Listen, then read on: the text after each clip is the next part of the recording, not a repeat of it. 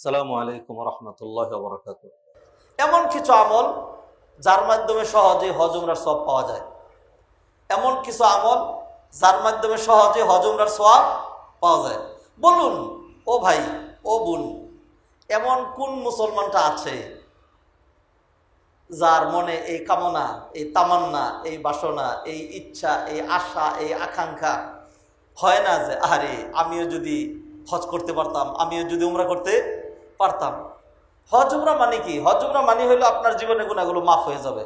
হজ উমরা মানে কি? আপনার জাহান্নাম হারাম হয়ে যাবে। হজ উমরা মানে কি? আপনার জন্য জান্নাত ওয়াজিব হয়ে যাবে। এই তো হ্যাঁ, আল্লাহ সুবহানাহু ওয়া তাআলা এমন সুন্দর সুযোগ আমাদেরকে দিয়ে রেখেছেন। আমি কিছু নমুনা আপনাদেরকে আগেই দেখাইছি যে আমল বেশি করা লাগে না, যৎসামান্য কিছু করলে অনেক সওয়াব পাওয়া যাচ্ছে। এরকম সুযোগ সুবিধা আল্লাহ সুবহানাহু ওয়া তাআলা আমাদের জন্য রেখেছেন। আজকে আমি এই আলোচনা শুরু করছি। ইনশাআল্লাহ ধীরে ধীরে আপনাদের সামনে অন্তত 10-12টা আমল আপনাদের সামনে তুলে ধরব। এই আমলগুলো যদি আমরা করি তাহলে নিজের গৃহে থেকেই, নিজের দেশে থেকেই, মক্কা মদিনা না গিয়েও, কষ্ট না করেও, 10 লক্ষ টাকা খরচ না করেও আমরা কিন্তু হজ এবং উমরার সওয়াব পেতে পারি। আল্লাহু আকবার। এবং বিষয়গুলো খুব সহজ। আল্লাহ সুবহানাহু ওয়া তাআলা দিতে চান। আল্লাহ সুবহানাহু ওয়া তাআলা আপনি দৈনিক যদি 100 হজের সওয়াব নেন তাহলে বছরে কয়শো হজের সওয়াব নেবেন? হিসাব করেন, বের করেন, জীবনে কয়শো হজের সওয়াব নেবেন? এই পৃথিবীর 850 কোটি মানুষ যদি দৈনিক এতটা নিতে থাকে আর আল্লাহ এত ফজিলত দিতে থাকেন, বিশ্বাস করেন আল্লাহ সুবহানাহু ওয়া তাআলার যে ভান্ডার, সেই ভান্ডারের মধ্যে একটু ঘাটতি হবে না, একটু ঘাটতি হবে না। আমরা মাঝে মধ্যে ধরেন এই যে কিছু খনিজ সম্পদ আছে, একটা খনি ধরেন, একটা ছোট্ট উদাহরণই ধরি, বাংলাদেশে গিজ গিজ করে মানুষ 18 কোটি মানুষ। 18 কোটি মানুষ ধরেই যার যতটুকুন আছে, ধরেন জগ, বালতি, টাঙ্কি ভরে সাগরে গিয়ে যদি সবাই তাদের টাঙ্কি ভরে ভরে যদি পানি নিয়ে এসে পড়ে, তা ইনশাল্লাহ আশা করা যায় সাগর অর্ধেক হয়ে যাবে। তো সবাই বুঝতে পারছেন যে সাগরের কিছুই হবে না। তো সাগর কোথায়? সাগরকে আকাশে না পৃথিবীতেই? সাগর তো আকাশেও না, সাগর পৃথিবীতেই। এই পৃথিবী মানে কি? পৃথিবী মানিটা বুঝেন না, আপনিও বুঝেন না, আমিও বুঝি না, রাগ করেন না। হ্যাঁ, এটি মাইনা নেন যে আমি বুঝেন না। হ্যাঁ, আসলে আপনিও বুঝেন না, আমিও বুঝি না। পৃথিবী মানিটা হলো আল্লাহর মহাজগতের সামনে এই পৃথিবী থেকে একটা বালুকণা আলাদা করেন, এটা নিয়ে এখান থেকে 300 কিলোমিটার দূরে চলে যান, 500 কিলোমিটার দূরে চলে যান। এইবার ওই বালুকণাটা আর পৃথিবীটাকে তুলনা করেন। এই পৃথিবীর সামনে ওই বালুকণাটা যত ক্ষুদ্র, আল্লাহর মহাজগতের সামনে এই পৃথিবীটা তার চাইতেও লক্ষ লক্ষ কোটি কোটি মিলিয়ন ট্রিলিয়ন গুণ ছোট। আল্লাহর কি পরিমাণ আছে! একটা হাদিসে কুদসিতে আল্লাহ সুবহানাহু ওয়া তাআলা আমাদেরকে ডেকে বলছেন যে ও মানব সম্প্রদায়, ও মানুষেরা, ও জিনেরা, লাউ আন্না ইনসাকুম ওয়া জিন্নাকুম ওয়া আউওয়ালাকুম ওয়া আখিরাকুম লাউ ইজতামাউ ফি সাঈদিন ওয়াহিদ।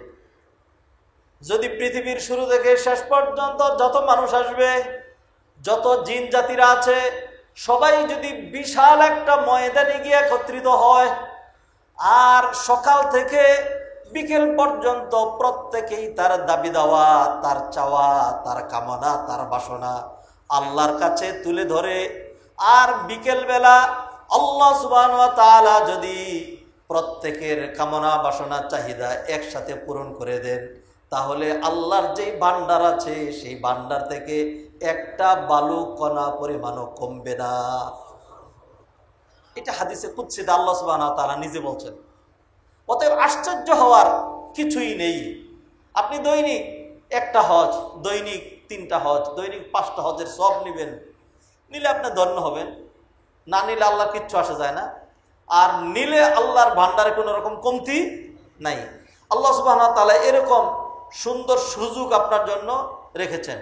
আসুন, যেই কথাগুলো বলবো ওই যে আমাদের সমাজে যেগুলি প্রচলিত ওইগুলি না। আমরা যেই কথাগুলো বলবো সেই কথাগুলো অবশ্যই কোরআন দিয়ে অথবা হাদিস দ্বারা কি হইতে হবে, সাব্যস্ত হইতে হবে। পীর সাহেব বলে দিছেন, হ্যাঁ, বড় হুজুর মুফতি সাহেব বলছেন, আল্লাহর হস্তে ওই ধারায় আমরা নাই, কিছুই করার নাই। সালাম ফিরানোর পরেই আপনি মাথার মধ্যে পরীক্ষিত আমল, এটা পরীক্ষিত আমল, হ্যাঁ, এই সব পাইছেন, অমুক বুজুর্গ এটা করছেন, পরীক্ষিত আমল। মাথার মধ্যে হাত দিয়ে করলেন সর্বনাশ সর্বনাশ সর্বনাশ, মাথায় হাত দিয়ে দেখছেন আমি সে সর্বনাশ সর্বনাশ করেছে।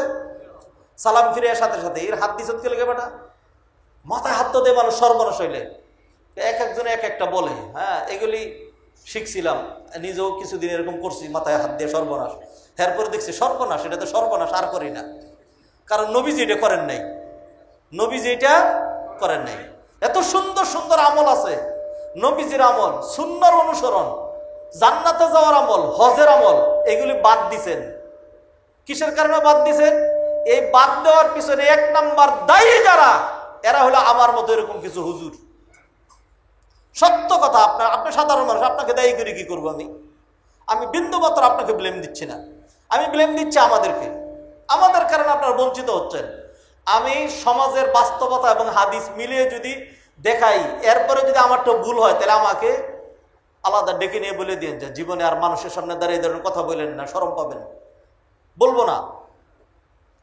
আমি যেই জায়গা থেকে দাঁড়িয়ে কথা বলছি, এরকম জায়গা থেকে দাঁড়িয়ে কথা বলতেন নবী মুহাম্মদ রাসূলুল্লাহ সাল্লাল্লাহু আলাইহি সাল্লাম। এটা কি আমার যে যা খুশি তারা এখান থেকে বলে চলে গেলাম, আর এটার জন্য আল্লাহর কাঠগড়ে আমাকে দাঁড়াতে হবে না? প্রতিটা কথার জন্য আল্লাহর কাঠগড়ে দাঁড়াইতে হবে। আমি আপনাকে যদি কোনো আমলের প্রতি উদ্বুদ্ধ করি, আপনি যদি সেই আমলটা করেন, তাইলে সেইখানে আমার সওয়াবের ভাগ আছে, থাকবে। আর আমি যদি আপনাকে কোনো একটা আমল থেকে বিপদগামী করি, আপনি সেটার কারণে করতে পারলেন না, তাইলে আমি দায়ী হব? এই দায়িত্ব আপনাকে নিতেই হবে। আসুন দেখাচ্ছি আমি।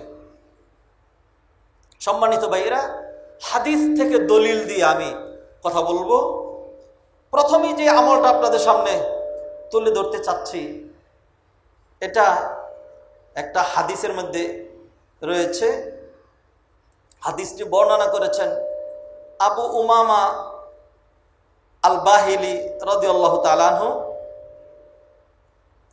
আবু উমামা আল বাহিলি রাদিয়াল্লাহু তাআলা আনহু। হাদিস রয়েছে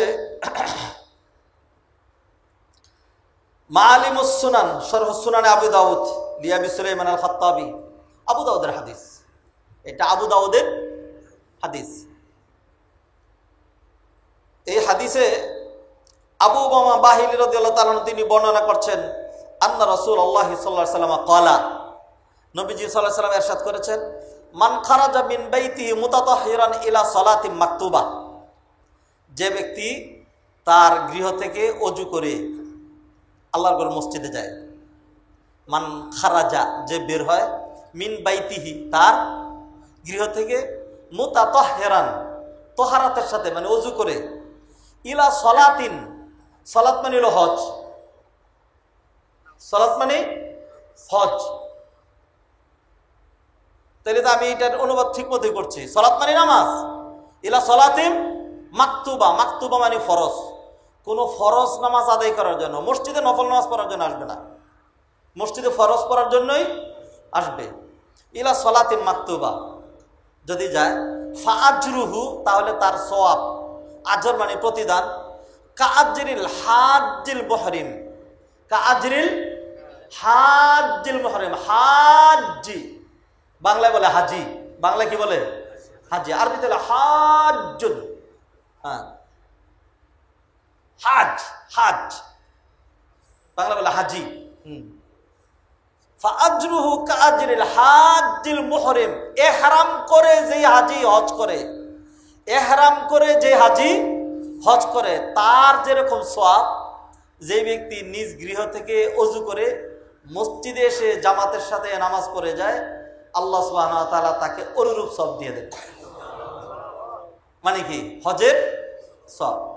কিসের সওয়াব পেলেন? হজের সওয়াব, হজের সওয়াব পেলেন। তাহলে ফরজ সালাত আমাদের পড়ারই কথা। আর ফরজ সালাত পড়লে আমরা জামাতের সাথে পড়লে 27 গুণ সওয়াব। আর ফরজ সালাত না পড়লে আল্লাহর কাঠগড়ায় দাঁড়াইতে হবে, এটা আমাদের উপর ফরজ। ইন্নাস সালাতা কানাত আলাল মুমিনিনা কিতাবাম মাওকুতা।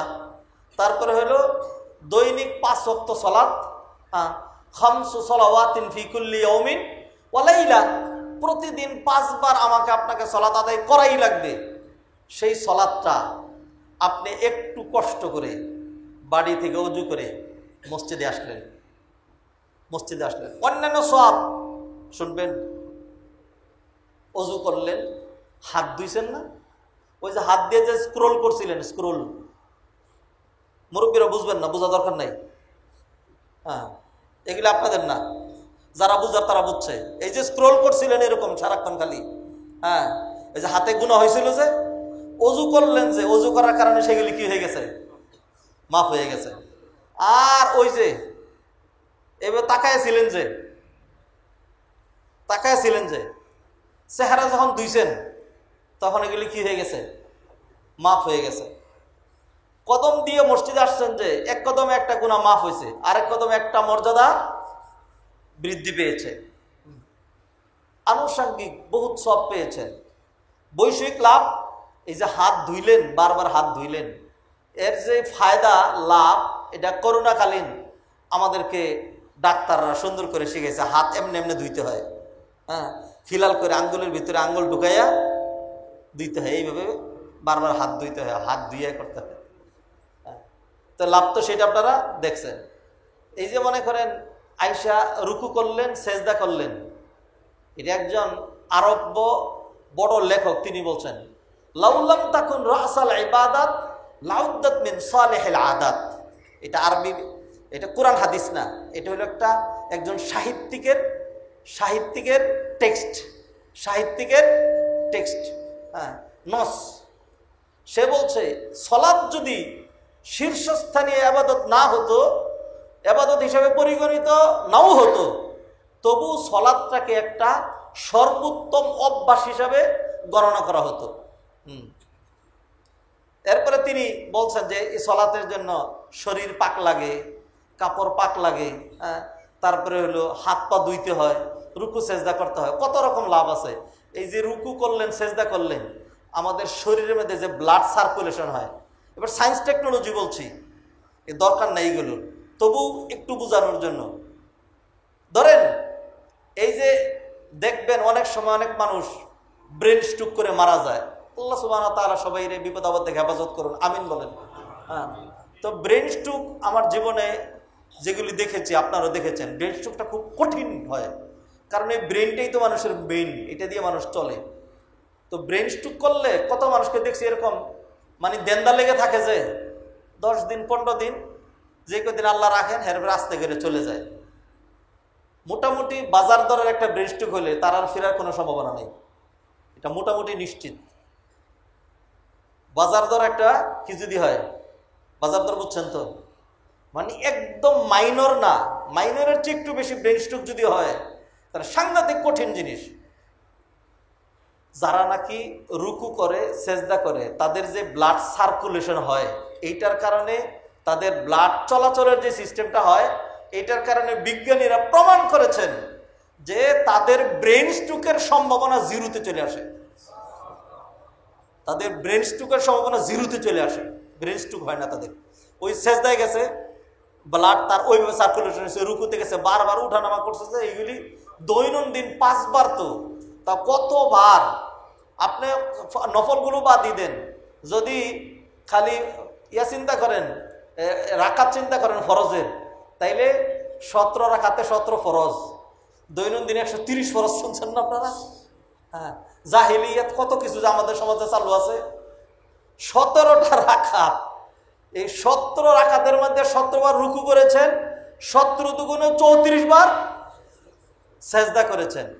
তা সেজদা করে আল্লাহর কাছে গিয়েছেন, যত বেশি দোয়া করবেন তত বেশি কি লাভ। তার মানে সেজদারা যত লিঙ্গার করবেন, যত দীর্ঘ করবেন, আপনার ব্লাড সার্কুলেশন ইজিলি মাথার মধ্যে ওইভাবে হচ্ছে, এতে আপনার স্ট্রোকের, আনুষঙ্গিক আরো বহুবিধ ব্যাধি হয়তো বের হবে, যেটা আমরা জানি না, গবেষকরা এখনো সেখানে পৌঁছায় নাই, কিন্তু এরই মধ্যে দিয়ে আমাদের সেই লাভটা কিন্তু হয়ে যাচ্ছে। বাইরে ফিরে আসি, আমি যে আমলটা ধরেছি সেটা হলো এমন কিছু আমল আপনাদের সামনে উল্লেখ করব, যে আমলগুলো দিয়ে আমাদের কি হয়, দৈনন্দিন হজের সওয়াব অর্জন করা যায়। এর মধ্যে একটা আমলের কথা আপনাদেরকে বললাম, যে আবু উমামা বাহিলি তিনি বর্ণনা করেছেন, দৈনিক যদি কেউ কি করে,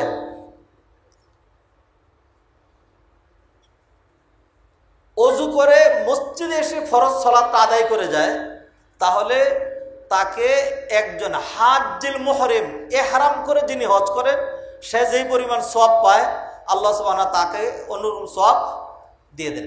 এক নাম্বার 2, আজকে হয়তো এই 2টি আলোচনা করব, বা সর্বোচ্চ 3টা, এর বাইরে আর যাচ্ছি না। আগামী জুমায় আবার এগুলি ধরবো ইনশাল্লাহ। আবু হুরায়রা রাদিয়াল্লাহু তাআলা আনহু তিনি বর্ণনা করছেন, এই হাদিসটা আছে মুসলিমের হাদিস, সহিহ মুসলিম, টিকাটা দেখে নিলাম। এই হাদিসটা মুসলিমের হাদিস, মুসলিম শরীফের হাদিস, রাওয়াহু মুসলিম। আবু হুরায়রা রাদিয়াল্লাহু তাআলা আনহু হাদিস বর্ণনা করছেন, তিনি বলছেন, ক্বালা জাআল ফুকারা ইলা নবী সাল্লাল্লাহু আলাইহি সাল্লাম, দরিদ্র সাহাবীরা নবীজির কাছে আসলেন। ফাকালু, এসে তারা বলল, যাহাবা আহলুদ দাসুর, যাহাবা আহলুদ দাসুর মিনাল আমওয়াল বিদ্দারাজাতিল উলা ওয়ান নাঈমিল মুকিম, বড় লোকরা সব নিয়ে গেছে ইয়া রাসূলুল্লাহ, সব উঁচু মর্যাদা, সব স্থায়ী নেয়ামত বড় লোকরা অর্জন করে ফেলেছে। নবী বললেন কেমনে? তখন সাহাবীরা বললেন, আমরা নামাজ পড়ি, তারাও কি করে? নামাজ পড়ে। আমরা রোজা রাখি, তারাও রোজা রাখে। আমরা জিকির আজকার করি, তারাও জিকির আজকার করে। আমরা শারীরিক ইবাদত করি, তারাও করে। কিন্তু আল্লাহ সুবহানাহু ওয়া তাআলা তাদেরকে সম্পদ দিয়েছেন, সেই সম্পদের কারণে ইউসাল্লুনা কামা নুসাল্লি ওয়া ইয়াসুমুনা কামা নাসুম ওয়া লাহুম ফাদলুম মিন আমওয়াল ইয়াহুজ্জুনা বিহা ওয়া ইয়াতামিরুন, আল্লাহ তাদেরকে আরো মাল সম্পদ দিয়েছেন, এইগুলো দিয়ে তারা কি করে? হজ করে, উমরা করে।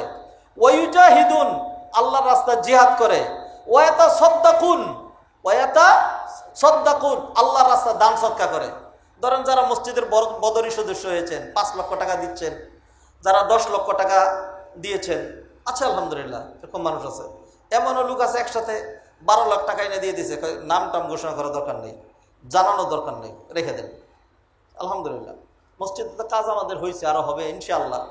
আল্লাহ কখন কোন দিক দিয়ে কি ব্যবস্থা করে দিবেন, আমি আর আপনি বঞ্চিত হইলেও আল্লাহর ঘর, আল্লাহর কসম, আল্লাহর ঘর আটকে থাকবে না, এই মসজিদ হয়েই যাবে ইনশাআল্লাহ। আমরা রাজি আছি তো ইনশাআল্লাহ করার জন্য, আল্লাহ আমাদেরকে তৌফিক এনায়েত করেন। সম্মানিত ভাইয়েরা, তো তাহলে যারা বড় লোক কুরবানি করলো, ধরেন কেউ যদি এখলাসের সাথে 3 লাখ টাকা দিয়ে একটা কুরবানি করে থাকে, সত্যি এখলাসের সাথে 3 লক্ষ টাকা না আল্লাহর জন্য কুরবানি করব, তাহলে সে কি পরিমাণ সওয়াব পেয়েছে।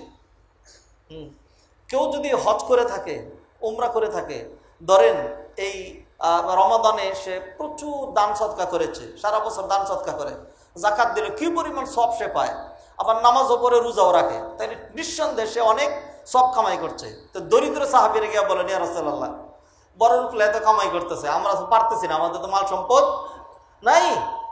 তখন নবীজি সাল্লাল্লাহু আলাইহি সাল্লাম বললেন, আল্লাহ উহাদ্দিসুকুম বিআমরিন ইন আখাযতুম বিহি আদরাকতুম মান সাবাকাকুম ওয়া লাম ইউদরিককুম আহাদুম বা'দাকুম ওয়া কুনতুম খায়রা মান আনতুম বাইনা যহরানিহি ইল্লা মান আমিলা মিসলাহ।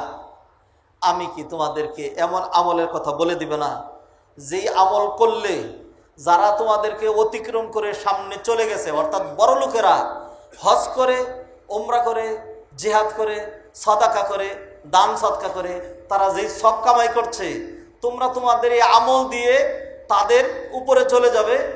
আর এই আমল ছাড়া অন্য কেউ তোমাদেরকে আর ধরতেও পারবে না। এই আমল ছাড়া অন্য কেউ তোমাদেরকে আর ধরতেও পারবে না।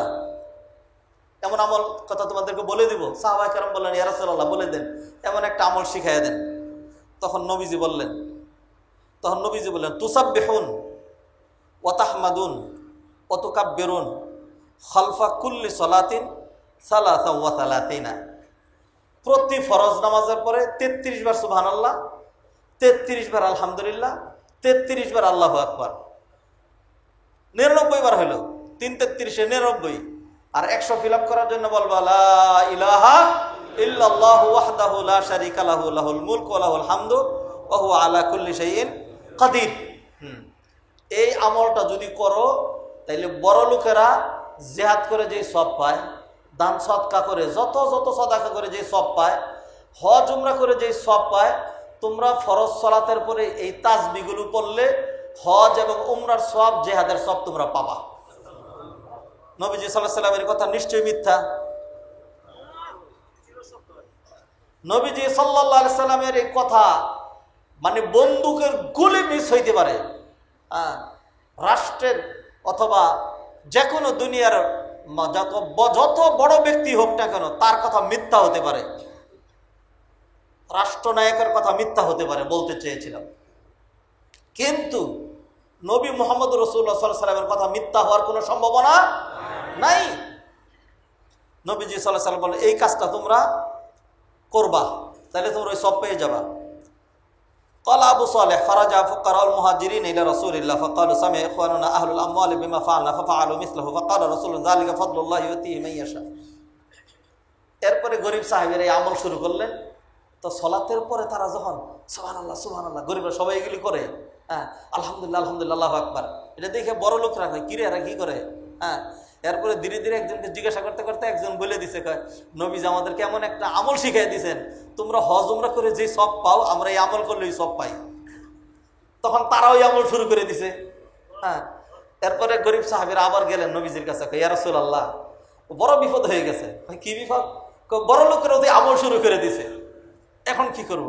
তখন নবীজি সাল্লাল্লাহু আলাইহি সাল্লাম বলেন যালিকা ফাদলুল্লাহ ইউতিহি মান ইয়াশা, এটা আল্লাহর দেয়া ফজল, অনুগ্রহ, এখানে আর কিছুই করার নাই। অতএব তারাও এই সব পাবে আর তারা অধিক যা পাচ্ছে তা তো পাচ্ছেই, তোমাদের তো কমতেছে না, তোমরা তো সেই সব পেয়ে যাচ্ছ। সুবহানাল্লাহ। ভাইজান এটা হজের সব, তাতে কি আসে যায়? এটা হজের সব, তাতে কি আসে যায়? হজের সব দিকেই আমার সেই সবের দরকার আছে নাকি? দরকার নাই। এবং দরকার নাই এর জন্য 1 নাম্বার দেয় আমাদের হুজুররা, দরকার নাই এর জন্য 1 নাম্বার দেয় আমাদের হুজুররা।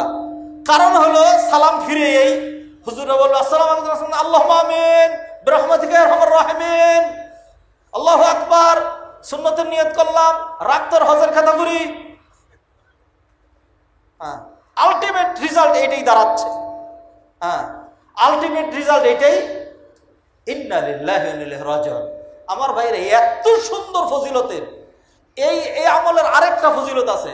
নবীজি সাল্লাল্লাহু আলাইহি ওয়াসাল্লাম বলেছেন মান সাব্বাহাল্লাহ দুবুরা কুল্লি সালাতিন মাকতুবা, কেউ যদি প্রতি ফরজ নামাজের পরে 33 বার সুবহানাল্লাহ, 33 বার আলহামদুলিল্লাহ, 33 বার আল্লাহু আকবার, এই আমলটা যদি করে আর তার গুনাহ যদি সমুদ্রের ফেনার চেয়েও বেশি হয়, তাইলে আল্লাহ সুবহানাহু ওয়া তাআলা এই আমলের মাধ্যমে তার গুনাহগুলো মাফ করে দেবেন। তাইলে এত বড় ফজিলত, আবার হজের সব পাওয়া যাচ্ছে, তারপরে এই আমলটা সত্যি করে আপনার কিছুই বলা দরকার নাই, আমাদের সমাজ থেকে এই আমলটা উঠে গিয়েছে। এবং এইটার জন্য উলামায়ে কেরাম দায়ী, উলামায়ে কেরাম দায়ী, উলামায়ে কেরাম দায়ী। কারণ সাধারণ আপনারা তো ইমামতি করেন না, আমল তো আপনারা শিখান না, আমল হুজুররা শিখায়। তারাই তো সালাম ফিরে সেইরা যে রাত তোর সুন্নাত, হজের সওয়াব, গুনাহ মাফ পরে আগে বেদাত করে নেই, আগে বেদাত করে নেই, যেন সবাই একসাথে সম্মিলিত আগে শুরু করে দিয়েছেন মুনাজাত। এখন কত রকম দলিল নিয়ে সেটা বুঝাবে যে ফরজ নামাজের পরে দোয়া কবুল হয়, কে বলেছে বেদাত? উনি এত ভালো বুঝেন, আপনি যে এত বেশি বুঝলেন, এটা দিয়ে যে এত সওয়াব আর এত দোয়া কবুল হয় এই মুহূর্তে, এই জিনিসটা কেন নবীজি বুঝেন নাই? আমার এটা একটা প্রশ্ন থাকে। সাহাবীরা কেন বুঝলেন না? যুগ যুগ ধরে কেউ বুঝলো না। বুজুর্গ খালি আমাদের দেশেই পয়দা হয়, বুজুর্গ আর মক্কা মদিনায় বুজুর্গ পয়দা হয় না। মক্কা মদিনার লোকজন নবীজির কবরে গিয়ে সালাম দেয়, সালাম দিয়া চলে আসে, আর নবীজি সাল্লাল্লাহু আলাইহি ওয়াসাল্লাম সেখান থেকে সজোরে সালামের উত্তর দেয় না। কিন্তু আমাদের দেশ থেকে, পাকিস্তান, ভারত, বাংলাদেশ থেকে বুজুর্গ যদি ওইখানে গিয়ে সালাম দেয়, তাইলে নবীজি জোরে সালামের উত্তর দেয়, মসজিদে নববীর সকল মানুষ শুনে, আবার সবার সামনে কবরের ভিতর থেকে একটা হাতও বেরিয়ে আসে, আবার সেই হাতে ধরে মুসাফাও করে। আমাদের দেশে বুজুর্গ এরকম, আউযুবিল্লাহি মিনাশ শাইতানির রাজিম। যদি কেউ এরকম কোনো হাতের সাথে মুসাফা করে থাকে, কোনো হাত পেয়ে থাকে, তাহলে আমি আল্লাহর রস্তে বলছি সে শয়তানের সাথে মুসাফা করছে, নবীজির সাথে করেন না। অসম্ভব নবীজি হাত বের করে দিতে। কোনদিন নবীজি হাতটা মা আয়েশার জন্য বের করলেন না, কোনদিন নবীজি হাতটা আলীর জন্য বের করলেন না। সাহাবায়ে কেরামের মাঝখানে দ্বন্দ্ব হলো, জঙ্গে সিফফিন, জঙ্গে জামালের সেই রক্তক্ষয়ী ইতিহাস আপনারা পড়ে দেখেন। হাজার হাজার সাহাবায়ে কেরাম শাহাদাত বরণ করেছেন। নবীজি একটিবার হাতটা বের করে খালি যদি বলতেন আয়েশা, আলী, তলহা, জুবাইর, থেমে যাও, এরাই তো নেতা ছিলেন, খালি থামায় দিলই হয়ে গেছিল। কিন্তু তাহলে আর এতগুলি সাহাবি শাহাদাত বরণ করতেন না। নবীজি হাত বের করলেন না। নবীজি মক্কা মদিনায় ওলি আল্লাহ নাই তো, ওলি আল্লাহ সব খালি পয়দা হয়ে জন্মই হয়, গজাই হইলো ভারত বাংলাদেশে। হ্যাঁ, এরা গেলে খালি এরকম আউযুবিল্লাহি মিনাশ শাইতানির রাজিম। আমার ভাইয়েরা, কথা তিতা তিতাই হবে। কারণ হলো নবীজির আমলকে আপনি বৃদ্ধাঙ্গুলি দেখাবেন, মানুষের সুন্দর সুন্দর সুযোগগুলোকে বন্ধ করে দিবেন, আর শিরিক বেদাত নিয়ে আপনি লাফালাফি করবেন। আমি তাওহীদের কথা বলতে, সুন্নতের কথা বলতে, নবীর আদর্শের কথা বলতে, নাজাতের কথা বলতে, আমলের কথা বলতে, তাসবির কথা বলতে, হজের কথা বলতে, আর কেন আমি কোনটা সাবুত করব? আমি কেন নিজেকে ছোট মনে করব? এই জন্য বীর বিক্রমে বলতে চাই, নবী মুহাম্মদ রাসূলুল্লাহ সাল্লাল্লাহু আলাইহি ওয়াসাল্লাম যেই পথে পরিচালিত হয়েছেন, সেই পথেই নাজাত, সেই পথেই মুক্তি, সেই পথেই হজ, সেই পথেই সওয়াব ইনশাআল্লাহ। অতএব আসুন ভাইয়েরা, এই আমলগুলো আমরা ছাড়তে পারি না। আজকে দুটো আমলের কথা বললাম। একটা হলো বাড়ি থেকে ওযু করে মসজিদে এসে জামাতে যদি সালাত আদায় করি, তাহলে ইনশাআল্লাহ এর মধ্যে আমরা হজের সওয়াব পাই। দৈনিক আপনি কতবার মসজিদে এসে পড়তে পারবেন? দৈনিক 20টা পারবেন না, 5বারে বেশি তো আর পারছেন না। এটা হিসাব করে আপনার বয়স 70 বছর যদি হয়, কতটা এর পাইছেন? আপনি মনে করতেছেন আল্লাহ 1 লক্ষ হজের সওয়াব হয়ে গেছে আপনার জন্য। আপনার 1 লক্ষ হজের সওয়াব আল্লাহর কাছে কিছুই না, আল্লাহর কাছে কিছুই না। এরপরে এই তাসবিহগুলো, নবীর সুন্নাহগুলো, ভাইয়েরা রাগ করেন না। আমি আবার ঠান্ডা হয়ে স্বাভাবিকভাবে বলছি, আপনি নবীজির আমলগুলো করেন সালাম ফিরানোর পরে, আরো সুন্দর সুন্দর আমলগুলো আছে এগুলি করেন। করার পরে এবার আপনার দোয়া করবেন, আর দোয়া ক্ষেত্রে তো স্বাধীন, দোয়ার বিরোধিতা করবো আমি? অসম্ভব, প্রশ্নই আসে না। দুআউ হুয়াল ইবাদা, দোয়াটাই ইবাদত। এইবার আপনি মন চায় আপনি 1.5 ঘন্টা দোয়া করেন, আমার পক্ষ থেকে আর কোনো আপত্তি। কিন্তু নবীজির আমলটা বাদ দিয়া যখন সেখানে অন্যটা ঢুকাই দিয়ে আপনি করবেন, আর নবীজির আমল বাদ দিয়ে আস্তাগফিরুল্লাহ, সুবহানাল্লাহ এগুলি না পড়ে যখন মাথায় হাত দিয়ে করবেন আমার সর্বনাশ হয়ে গেছে, তখন আমার পক্ষ থেকে কিছু প্রশ্ন থাকাই স্বাভাবিক। আল্লাহ সুবহানাহু ওয়া তাআলা আমাদেরকে কথাগুলো বুঝার তৌফিক এনায়েত করেন। আকুলু কওলি হাযা ওয়া আস্তাগফিরুল্লাহ লি ওয়া লাকুম ওয়া লিসাইরিল মুসলিমিন ফাস্তাগফিরুহু ইন্নাহু হুয়াল গফুরুর রহিম।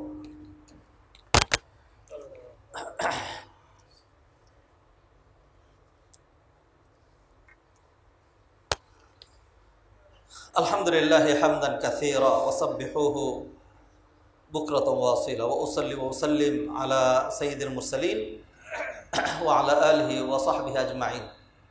আইয়ুহাল ইখওয়াতুল আফাদিল, লা শাক্কা আন্না আল্লাহ সুবহানাহু ওয়া তাআলা খালাকানা লিআজলিল ইবাদা ওয়া ক্বাদ মানাহাল্লাহু সুবহানাহু ওয়া তাআলা ফুরাস আদিদা, ফুরাস শাত্তা, লিআন নাতাসাবাকা ইলাল খায়রাত ওয়া লিআন নাফআলাল খায়রা হাত্তা নুফলিহা ফিদ দুনিয়া ওয়াল আখিরা।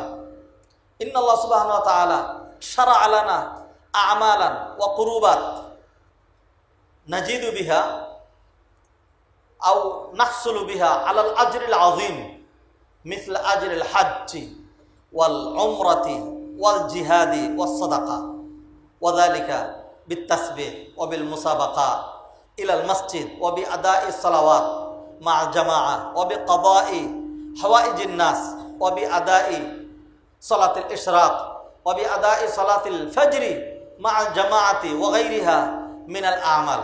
আলাইনা আন নানতাহিজা হাযিহিল ফুরাস ওয়া আলাইনা দাইমান ওয়া আবাদান আন নুতি আল্লাহ ওয়া রাসূলা ফা ইন্না ফি ইতাআতিল্লাহি ওয়া রাসূলিহি সাল্লাল্লাহু আলাইহি ওয়া সাল্লামা ফাওজুন ওয়া ফালাহুন ওয়া মান ইউতি'িল্লাহা ওয়া রাসূলাহু ফাকাদ ফাযা ফাওজান আযীমা। সাল্লু আলা নবিয়িল বাশীর ফা ইন্নাল্লাহ সুবহানাহু ওয়া তাআলা আমারানা বিস-সালাতি ওয়াত তাসলিমি আলা নবী সাল্লাল্লাহু আলাইহি ওয়াসাল্লাম ফাকাল ইন্নাল্লাহা ওয়া মালাইকাতাহু ইউসাল্লুনা আলান নবী ইয়া আইয়ুহাল্লাযীনা আমানু সাল্লু আলাইহি ওয়া সাল্লিমু তাসলিমা। আল্লাহুম্মা সাল্লি আলা মুহাম্মদ وعلى آل محمد كما صليت على إبراهيم وعلى آل إبراهيم إنك حميد مجيد ورضى اللهم عن الخلفاء الراشدين أبي بكر وعمر وعثمان وعن علي رضوان الله تعالى عليهم أجمعين وعنا معهم بكرمك وجودك وإحسانك يا أرحم الراحمين. اللهم أعز الإسلام والمسلمين وأذل الشرك والمشركين والكفر والكافرين ودمر أعداءك أعداء الدين واجعل بلدنا بنغلاديش وبلدان جميع المسلمين آمنا مطمئنا رخاء سخاء يا رب العالمين. نسألك اللهم من الخير كله ونعوذ بك اللهم من الشر كله. ربنا آتنا في الدنيا حسنة وفي الآخرة حسنة وقنا عذاب النار. ربنا تقبل منا إنك أنت السميع العليم وتب علينا إنك أنت التواب الرحيم. عباد الله رحمكم الله، إن الله يأمر بالعدل والإحسان وإيتاء ذي القربى وينهى عن الفحشاء والمنكر والبغي يعظكم لعلكم تذكرون. فاذكروني أذكركم واشكروا لي ولا تكفرون.